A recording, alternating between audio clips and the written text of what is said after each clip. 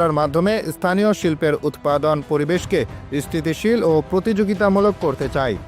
দ্বিতীয়ত, বাংলাদেশের বৈদেশিক বাণিজ্য ঘাটতি কমানো এই সিদ্ধান্তের অন্যতম উদ্দেশ্য। দীর্ঘদিন ধরে ভারত থেকে বিপুল পরিমাণে পণ্য আমদানি হলেও বাংলাদেশের রপ্তানি তুলনামূলকভাবে অনেক কম। এই বাণিজ্য ভারসাম্যহীনতা দেশের বৈদেশিক মুদ্রা রিজার্ভ এবং আমদানি বিলের উপর চাপ তৈরি করছে।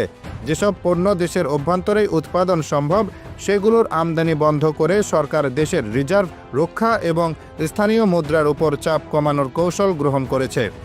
তৃতীয় কারণ হিসেবে উল্লেখযোগ্য হল অবৈধ রি-এক্সপোর্ট বা রিরাউটিং কার্যক্রম রোধ করা।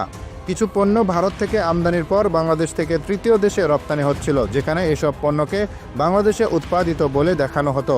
এতে করে একদিকে রপ্তানি সংক্রান্ত আন্তর্জাতিক চুক্তি ভঙ্গ হচ্ছিল, অন্যদিকে বাংলাদেশের ভাবমূর্তি ও রপ্তানি খাতের স্বচ্ছতা প্রশ্নবিদ্ধ হচ্ছিল।